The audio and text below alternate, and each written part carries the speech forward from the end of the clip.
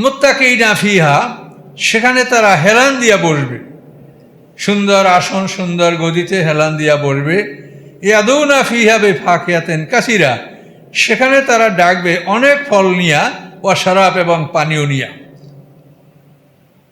আপনার যে জান্নাতে গিলমান সেবক থাকবে, এই সেবকদেরকে আপনি ডাকবেন, তারা প্রচুর ফল এবং পানীয় এটা নিয়ে আপনার সামনে হাজির হবে।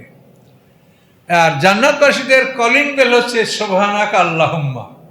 এই সুবহানাক আল্লাহুম্মা বলার সাথে সাথে আপনার সামনে আপনার খাদেমরা হাজির হবে।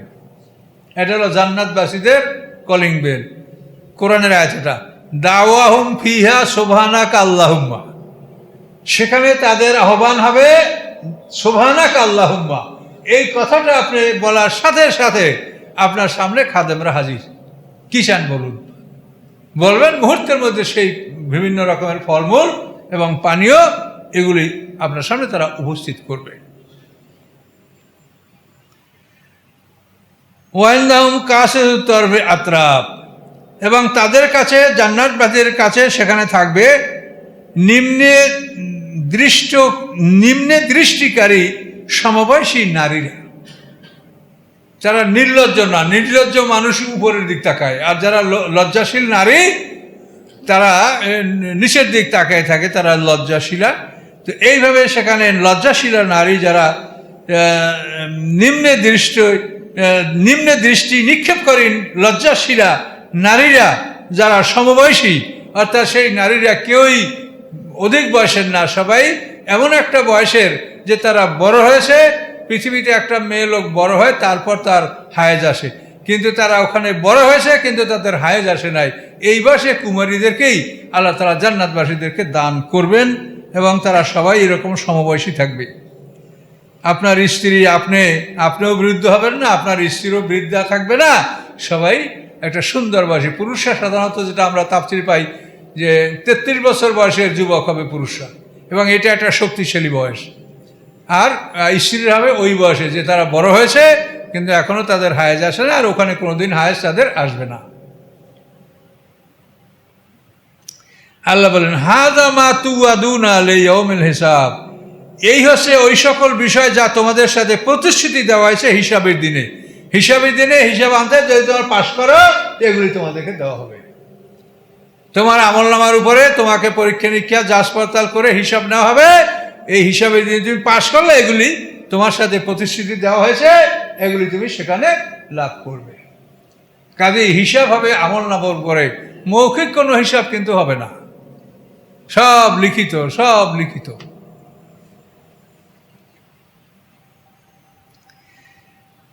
ইন্না হাযা লারিজকুনা মা লাহু মিন নাফাদ, নিশ্চয়ই এ হচ্ছে আমাদের জীবিকা যার কোনো সমাপ্তি নাই, যা কখনোই সমাপ্ত হবে না, কখনোই নিঃশেষ হবে না, কখনোই তার অভাব দেখা দিবে না। এটা জান্নাতবাসীদের পক্ষ থেকে ঘোষণা। হাযা, এই যে বিবরণগুলি দেওয়া হলো, ওয়াইন্না লিত্তাগিনা লাশাররা মাআব, এবং নিশ্চয়ই যারা বিদ্রোহী তাদের জন্য রয়েছে নিকৃষ্ট ঠিকানা। যারা আল্লাহর বিরুদ্ধে বিদ্রোহ করে, রাসূলের বিরুদ্ধে বিদ্রোহ করে, মুসলমানদের বিরুদ্ধে বিদ্রোহ করে, তাদের জন্য রয়েছে শাররা মাআব, নিকৃষ্ট ঠিকানা। উপরে যা বর্ণন করা হলো, এটা বয়ান করা হলো মুত্তাকিনদের বিষয়, আর এখন বিদ্রোহীদের ব্যাপারে আল্লাহ ঘোষণা করলেন। জাহান্নামা ইয়াসলাউনাহা, জাহান্নাম, দোজখ, জ্বলন্ত আগুন, সেখানে তারা প্রবেশ করবে। ফাবিসাল মিহাদ, কত নিকৃষ্ট বাসস্থান, কত নিকৃষ্ট আবাস স্থল। হাযা, এটাই হলো এই তাদের জন্য, আর উপরে হাযা ওটা হলো মোমেনদের জন্য। হাযা, আল্লাহ বলেন এটাই তাদের প্রাপ্য। ফালিয়াযুকুহু হামিম ওয়া গাসসাক, কাজেই তারা যেন সেখানে পান করে। তারা পান করবে কি? হামিম, গরম পানি, গাসসাক এবং পুঁজ, যেগুলিতে মানুষের গলা আবদ্ধ করে দেয়। হামিম মানে গরম পানি। তাফসীরকাররা বলেন যে দোজখ সৃষ্টি যেদিন হয়েছে সেই দিন এই পানিতে তাপ দেওয়া হচ্ছে, এবং এই বিচারের মাঠ পর্যন্ত, হাসরের ময়দানে ফয়সালা পর্যন্ত ওই পানিতে তাপ দেওয়া চলতেই থাকবে। এই পানি জাহান্নামীদেরকে পান করানো হবে। এবং গাসসাক এমন কুখাদ্য তাদেরকে দেওয়া হবে, যেগুলিতে গলা আটকে যাবে, এমনভাবে আটকে যাবে যেমন কোরআন পাকে বলা আছে ইউসকবে মাইন সদিদ, তাদেরকে পুঁজ পান করা। পুঁজ হলো পচা রক্ত, মানে দেহ থেকে গলিত যেগুলি বের হয় নির্যাস, এগুলি পান করানো হবে, গরম করে পান করানো হবে। ইউসকবে মাইন সদিদ ইয়াতাজাররুহু, সেগুলি খুব কষ্টে তারা গলধকরণ করবে, খুব কষ্টে ভিতরে ঢুকাতে পারবে। আমরা যেমন একটা তিতা ঔষধ তো তিতা না লাগে তাড়াতাড়ি গিলে ফেলাই, এটা তারা খুব সহজে ভিতরে প্রবেশ করতে পারবে না। ইয়াতাজাররুহু, সেটা তাদের গলায় আটকে যাবে। আর এখানে বলছে গাছাক, যে গলাটা তারা ওই খাদ্যের গলাটা তাদেরকে আটকিয়ে দিবে, খাইতে পারবে না, তারপরও খেতে হবে। ও আকারো মেন শিকলি আজওয়াজ, এবং এরকম আরো অন্য কত শাস্তি তাদের আছে। লোহার শিকল মুখ থেকে ঢুকাইয়া, মলদার থেকে বাইর করিয়া আংটা লাগাইয়া গরম পানির কুয়ায় নিক্ষেপ করা হবে, সেখান থেকে ডাঙ্গায় তুলে আবার আগুনের কুয়ায় নিক্ষেপ করা হবে।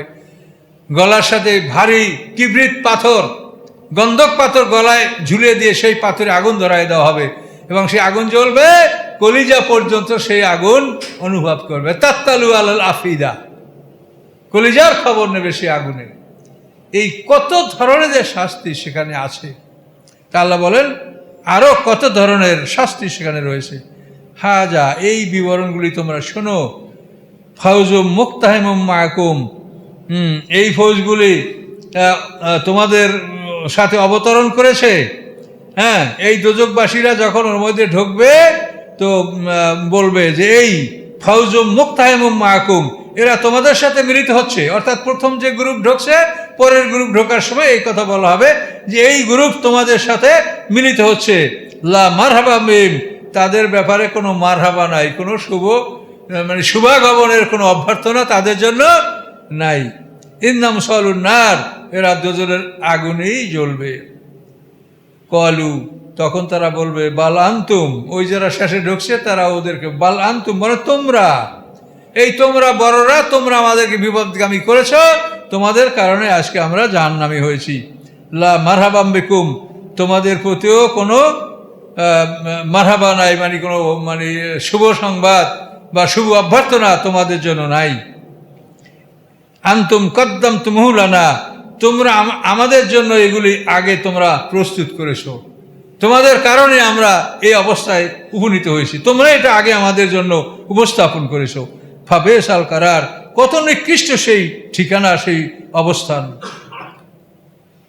এরপরে দ্বিতীয় গ্রুপ যারা শেষে ঢুকবে তারা বলবে কলু রব্বানা, তারা বলবে হে আমাদের রব, মান কদ্দামালানা হাজা ফাজেতু আযাবাম জিফাম ফিন্নার, যারা আমাদের জন্য এই অপরাধগুলি আগেই আমাদের জন্য তারা উপস্থাপন করেছে, তাদেরকে আগুনের শাস্তি আপনি দ্বিগুণ করে দেন। মানে ওদের কারণে আজকে আমরা জাহান্নামী, এই নেতাদের কারণে আজকে আমরা অনুসারীরা জাহান্নামী হয়েছি। এভাবে দ্বিতীয় দল প্রথম দলের বিরুদ্ধে বদদোয়া করবে।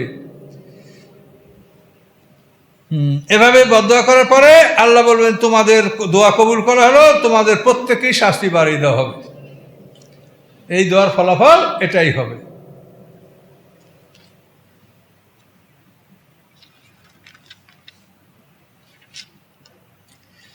এরপরে দোজকবাসীরা পরস্পর আলাপ করবে যে আমরা এই যে গরিব মুসলমানদেরকে মনে করছিলাম যে এই ফকির ফাকরা কি এরা ভেস্তে যাবে, হ্যাঁ ভেস্তে থাকলে আমরাই যাব। তো ওই সময় ওরা বলবে কলু মালান, আমাদের কি হলো, লা নারা রেজালান, আমরা তো ওই সমস্ত পুরুষদেরকে দেখতে পাচ্ছি না, কুন্না নাউদ্দুম মিনাল আশরার, যাদেরকে আমরা খারাপ হিসাবে গণ্য করতাম, যাদেরকে আমরা খারাপ মনে করতাম যে এই লোকগুলো নিকৃষ্ট, তাদের একটা লোক তো আমাদের এই দোজখের মধ্যে দেখতে পাচ্ছি না, তারা কোথায়? আত্মাখাজদাম সিকরিয়া, আমরা তাদেরকে উপহাস করতাম, দেখলে কি দেখো জান্নাতি মানুষের সুরত দেখো, এভাবে আমরা তাদেরকে উপহাস করতাম। তো এখন ওরা নিজেরা বলবে আম জাগাতানহুমুল আবসার, তাদের থেকে আমাদের চক্ষু কি ভ্রষ্ট হচ্ছে, মানে চোখে কি তাদেরকে দেখতে পাচ্ছে না? আমরা তাদেরকে দুর্বল খারাপ মনে করতাম, তার একটা লোক তো দোজখে দেখি না, তা আমাদের চোখ কি ভুল দেখছে, আমাদের চোখ কি সঠিক কাজ করছে না? আল্লাহ বলেন ইন্না যালিকাল হাক্কুন তাকাসুমু আলান নার, নিশ্চয়ই এই কথা সত্য দোজকবাসীরা এইভাবে আপোষে তর্ক বিতর্ক করবে যে আমরা দুনিয়াতে যেই লোকগুলোকে খারাপ মনে করছিলাম তার একটা লোকও এখন দোজকে দেখতে পাচ্ছি না। পৃথিবীতে মোমেনরাই কিন্তু মানে সব জায়গায় দোষ হলো মোমেনদের, যত দোষ নন্দ ঘোষ। মানে এক শ্রেণীর লোক মনে করে যে এরা না থাকলে আমরা পৃথিবীকে অনেক আগায় নিয়ে যেতে পারতাম, এরাই বাধা। এরকম কিন্তু মোমেনদেরকে তুচ্ছ তাচ্ছিল্য করা হয় এবং তাদেরকে দোষারোপ করা হয়, কিন্তু আসলে এটা ঠিক না। তো আল্লাহ বলেন এই জন্য জাহান্নামে যাওয়ার পরে ওরা খুঁজবে যে আমরা যে লোকগুলো খারাপ মনে করছিলাম তার একটা লোক তো তোকে দেখি না, তারা কোথায়? তা আমাদের চক্ষু কি বিফল হলো? আমাদের চক্ষু কি সঠিক দেখতে পাচ্ছে না নাকি কি হলো আমাদের? এভাবে তারা দোজকের মধ্যে বসে তর্ক বিতর্কে লিপ্ত থাকবে। কুল ইন্নামা আনা মুনজিরুন ওয়া মা মিন ইলাহিন ইল্লাল্লাহুল ওয়াহিদুল কাহার। কুল, আল্লাহ বলেন, আসলে বলুন, ইন্নামা আনা মুনজির, নিশ্চয়ই আমি হলাম ভয় প্রদর্শনকারী, সতর্ককারী। ওয়া মা মিন ইলাহিন ইল্লাল্লাহুল ওয়াহিদুল কাহার, আল্লাহ ছাড়া কোনো উপাস্য নাই, তিনি এক এবং পরাক্রমশালী। কাহার আল্লাহর একটা সিফাতি নাম, অপ্রতিরোধ্য ক্ষমতার মালিক। তো আল্লাহ বলছেন তার রাসূলকে যে আপনি এগুলো ঘোষণা করেন যে আমি আল্লাহর পক্ষ থেকে ভয় প্রদর্শনকারী এবং আমি এই ঘোষণাকারী যে আল্লাহ ছাড়া কোনো উপাস্য নাই, তিনি এক এবং পরাক্রমশালী। আমানতু বিল্লাহ, আমরা এই কথার ব্যাপারে সবাই ঈমান আনছি। রব্বুস সামাওয়াতি ওয়াল আরদ, তিনি আকাশ পৃথিবীর রব।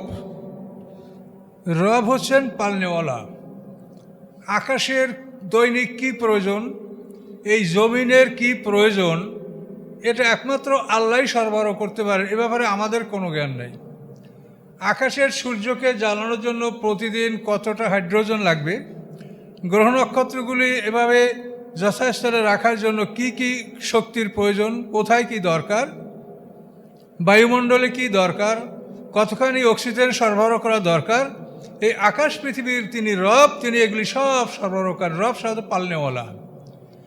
আমরা যেমন আমাদের নিজের দেহকে রক্ষা করার জন্য প্রয়োজনীয় সব খাদ্য খাদক সব কিছু আমরা গ্রহণ করি, ঠিক আকাশ পৃথিবী এই বিশাল একটা শক্তি, বিশাল একটা সৃষ্টি, একে সঠিকভাবে তার কার্যক্রম পরিচালনা করার জন্য যা দরকার এটা আল্লাহ সরবরাহ করছেন। পৃথিবীতে নদী সমুদ্রেতে কীভাবে জোয়ার ভাটা আসতে হবে, কখন বৃষ্টি হবে, কখন রৌদ্র হবে, বায়ু কোন দিক থেকে কখন চলবে, এই সব কিছু নিয়ন্ত্রণ এটা আল্লাহর হাতে। এবং এই জন্য তাকে বলেছে রব্বুস সামাওয়াতি ওয়াল আরদ, তিনি আকাশ পৃথিবীর পালনেওয়ালা, তিনি রব্বুল আলামিন, সমস্ত সৃষ্টিকুলের তিনি পালনেওয়ালা। আলহামদুলিল্লাহে রব্বুল আলামিন।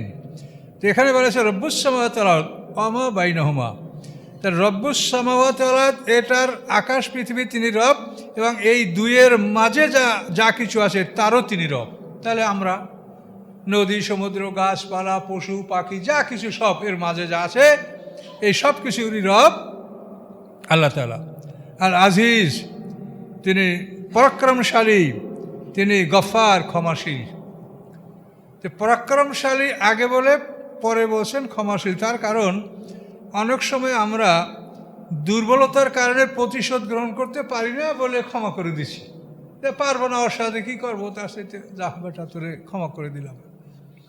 কিন্তু আল্লাহ বলছেন যে কাহার, আজিজ, তিনি মহাশক্তির মালিক, তিনি যে ক্ষমা করেন এটা তার দুর্বলতার জন্য না। এই জন্য আল্লাহ আজিজ শব্দটা আগে ব্যবহার করেছেন এবং গফার শব্দটা পরে ব্যবহার করেছেন, যে তিনি আজিজ, মহাশক্তির মালিক, তারপরেও তিনি ক্ষমাশীল, তিনি ক্ষমা করে থাকেন। তাহলে এই বিষয়গুলি ব্যাপক, এগুলো আপনাদের নিজেদের চিন্তা করে নিতে হবে যে এই মহাবিশ্বকে বাঁচিয়ে রাখার জন্য কত কিছুর প্রয়োজন। এগুলি সব হচ্ছেন সব কিছুর রব, পালনেওয়ালা আল্লাহ রাব্বুল আলামিন। এই পৃথিবীকে রক্ষা করার জন্য, পৃথিবী বাঁচিয়ে রাখার জন্য এই বিজ্ঞানীরা কত হাইহুদাস, তো এই জলবায়ু খারাপ হলো, এই আবহাওয়া এটা হলো, এই মানে বিভিন্ন রকমের যে মানে গ্রিন হাউস অ্যাকশনের কারণে এইটা হলো ওইটা হলো, কত রকমের তারা চিন্তা ভাবনা করছে এই পৃথিবী নিয়ে মানুষ। কিন্তু আল্লাহ বলছেন এগুলির রব আমি, এবং এগুলিরও রব এবং এর ভিতরে যা আছে তারও রব আমি। আমি সব কিছু এগুলির জন্য যথানিয়মে সরবরাহ করছি। এগুলো আশ্চর্য ব্যাপার, এগুলো আপনারা দেখলেই বুঝতে পারবেন। এই যে দেখেন জঙ্গলগুলি, বড় বড় জঙ্গল, এখন এই গাছপালার জন্য কার্বন ডাইঅক্সাইড প্রয়োজন। এখন এখানে কোনো জঙ্গলের মধ্যে মিল কারখানাও নাই যে ধুমা বা ওরকম কিছু বের হবে। এই জন্য আল্লাহ জঙ্গলে অসংখ্য জীব জানোয়ার সৃষ্টি করে রাখছেন। এই হাতি, গন্ডার, জিবরা, মানে আপনারাই জানেন যে কত প্রকার, বানর, হনুমান, শূকর, কত প্রাণী। এই প্রাণীগুলি জঙ্গলে আছে যে এরা হলো মানে পালমোনারি প্রাণী, মানে ফুসফুস ধারণকারী প্রাণী। এরা যে নিঃশ্বাসটা ত্যাগ করে এটা গাছপালার খাদ্য।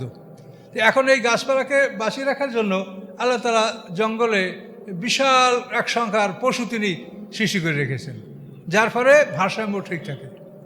আবার ওই পশুদের বাঁচার জন্য অক্সিজেন লাগে, সেটা গাছ থেকে ওরা পায়। আবার ওই গাছপালা বাঁচার জন্য যেটা কার্বন লাগে সেটা ওই পশুর থেকে ওরা পায়। তো এইভাবে সব কিছু মিলিয়ে তিনি কীভাবে এই মহাবিশ্বকে পরিচালনা করছেন, এটা একটা চিন্তার বিষয়। এটা একমাত্র আল্লাহ রাব্বুল আলামিন করছেন।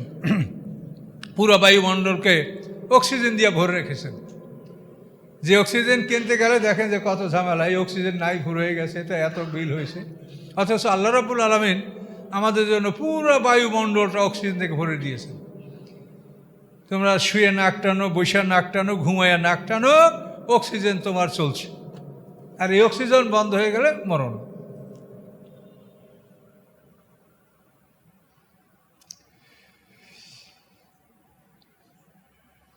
কুল হুয়া নাবাউন আযীম আনতুম আনহু মুরিদুন। আপনি বলুন ওটা একটা বড় খবর। এই বড় খবর হলো পৃথিবী ধ্বংস হওয়া এবং পুনরুত্থান।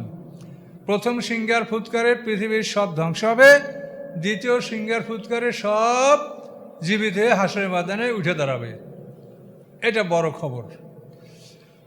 আপনি বলে দেন এটা একটা বড় খবর।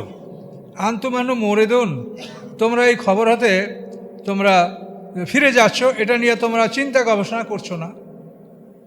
এটা একটা বড় খবর যে প্রথম সিঙ্গার ফুৎকারে সব ধ্বংস হবে, দ্বিতীয় সিঙ্গার ফুৎকারে সব জীবিত হবে, হওয়ার পরে সবাইকে আল্লাহর সম্মুখে উপস্থিত করা হবে বিচারের জন্য। তো এখানে আমাদের সমাজে একটা কথা নিয়ে আমরা খুবই বিভ্রান্তের মধ্যে আছি। সেটা হলো এই, কোরআনে যতগুলি আয়াত আছে সবগুলিতেই দেখা যায় যে মৃত্যুর পরে আমাদেরকে জীবিত করা হবে হাসরের ময়দানে এবং জীবিত করে বিচারের কাছে নিয়ে যাওয়া হবে। এটা কোরআনের বিবরণ। কিন্তু এরপরে মাঝখানে যে আমরা একটা কথা পাচ্ছি যে মরার পরে আবার মনকান নাকির সুয়াল জবাব করবে, তাকে আবার জীবিত করা হবে, এই বিষয়টা কোনোভাবেই আমি কোরআন থেকে মিলাতে পারছি না। আর এই জন্য আমাকে বহু ওলামায়ে কেরাম গালিগালাজ করছে, মন্দ বলছে, যা কিছু বলার বলছে। আমি যেন রাগ করি না, তোমরা আরও বলো, এতে আমার বোঝা হালকা হবে, তোমাদের বোঝা ভারী হবে।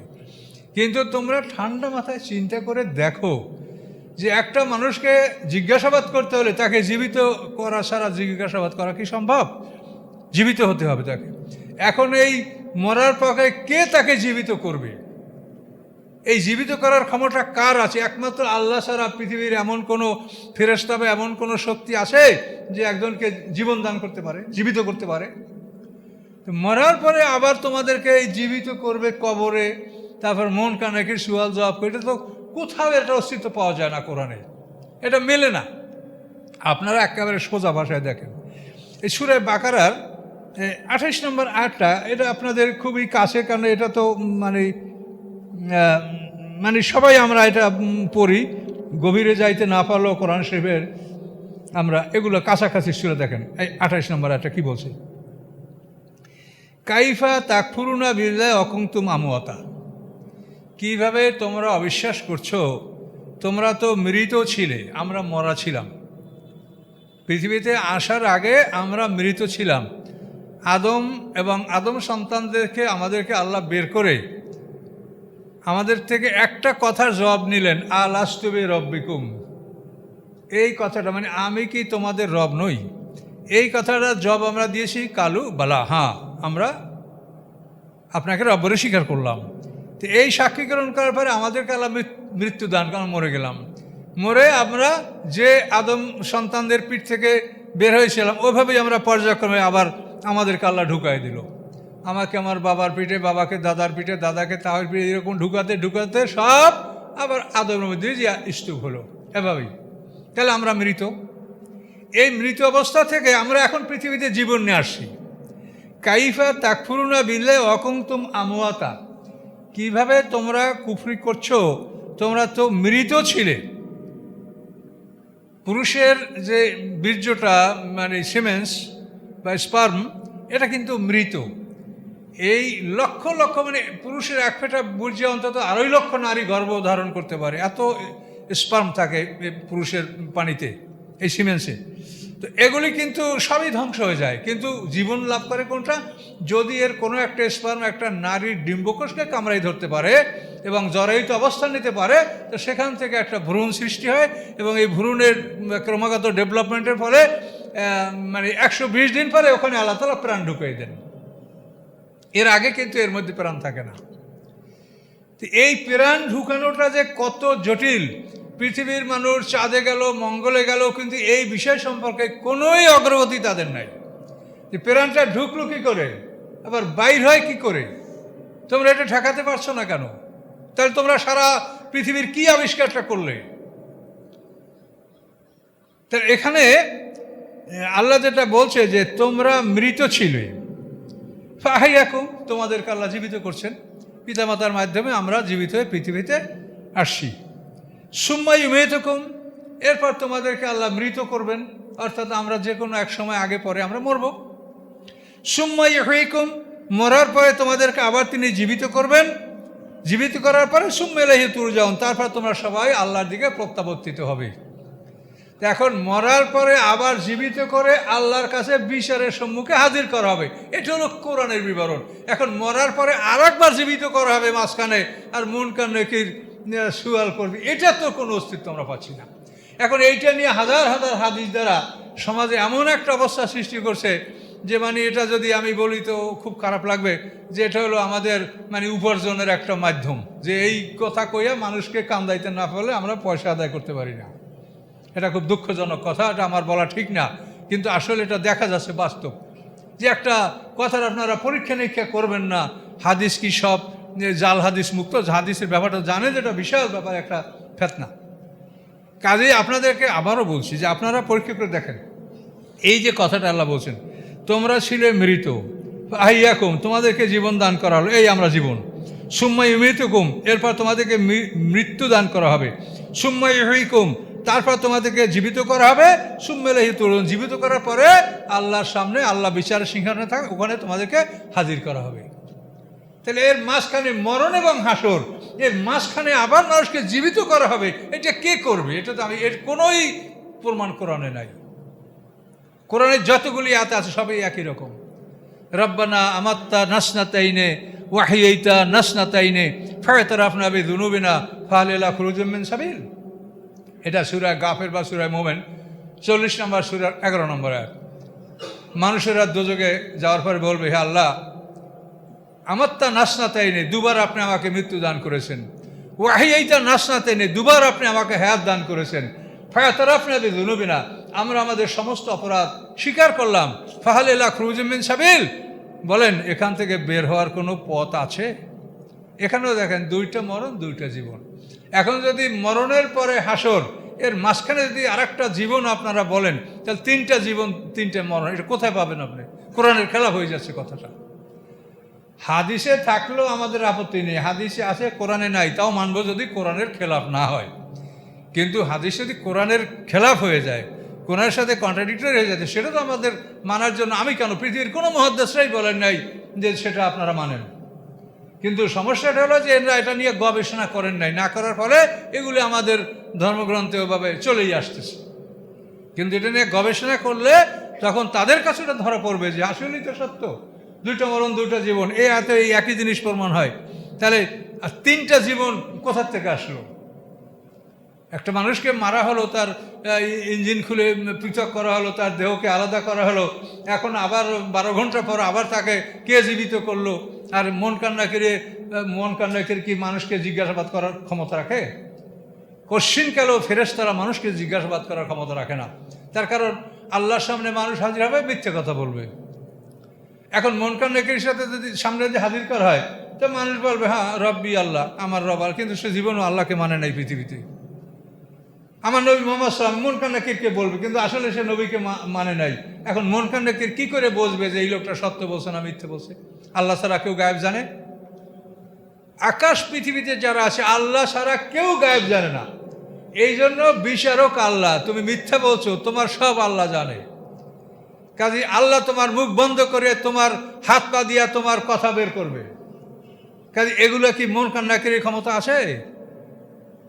এই ধরনের কথা বলে সমাজকে ভুল শোনানো হয়েছে। উচিত আমাদের তওবা করা যে আমরা এটা ভুল বলেছি। আমরা সবাই আসেন, কোরআনে যা আছে সেই অনুসারে আমরা হাদিস কোরআন মিলিয়ে আমরা কথা বলি। কিন্তু তা না বলে শুধু মানে যাতে তর্ক বাড়ে, মানুষকে মন্দ বলা, মানে যা কিছু বলার আমি যা বিশ্বাস করছি ওইটাই ঠিক, কোনো চিন্তা গবেষণা এদের মধ্যে নাই।